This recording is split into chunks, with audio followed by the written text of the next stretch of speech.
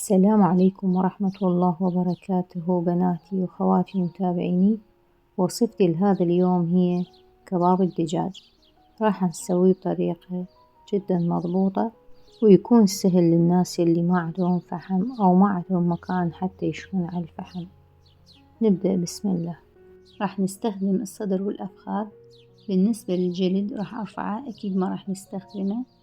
عندي هنا لية الخروف، ضروري نضيفها للوصفة، تنطينا طراوة وطعم جدا طيب.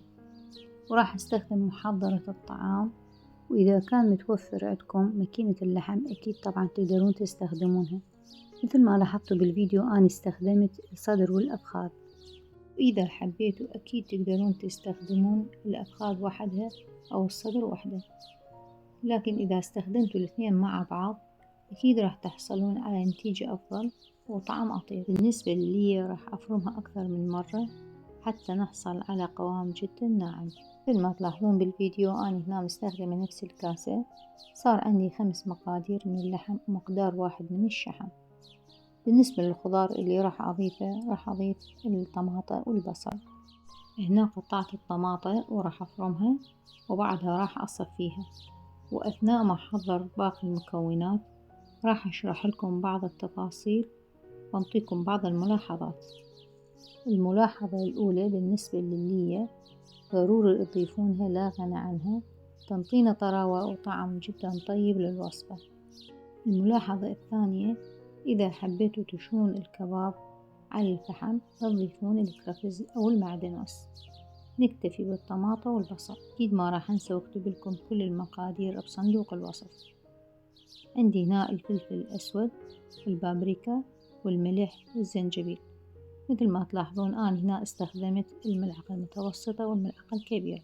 بالنسبة للفلفل الأسود والزنجبيل استخدمت الملعقة المتوسطة، وبالنسبة للبابريكا والملح استخدمت الملعقة الكبيرة. غلفت الصينية بورق الألمنيوم وبعدها ضفت ورق الزبدة. عندي هنا الزيت، راح أضيف القليل من الزيت تقريبا ربع كوب أو أقل، وأدهن الصينية وأنزل عجينة الكباب. هسه بالبداية راح أحدد الصينية وبعدها راح أقطع حتى تصير عندي كل قطعة كباب متساوية ونفس الحجم.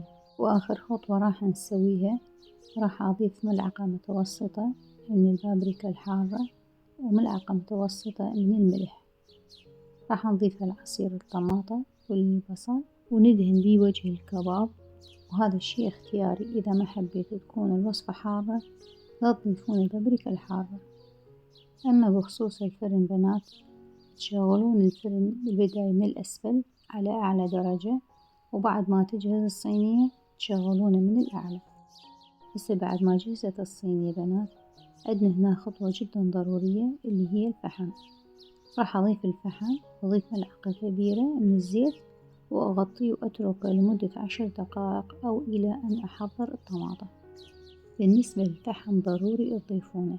سر نجاح هذه الوصفة واللي يخلي الكباب طعمه طيب ومثل ما طاعم هو الفحم. بعد ما ضفت الملح ضفت ملعقة كبيرة من البابريكا الحارة وبعدها ضفت دبس الرمان. بالنسبة للبابريكا الحارة إذا ما حبيت تكون وصفة حارة لا تضيفونها. وهسه بعد ما ضفت عصير الليمون جهزت عندي الطماطة.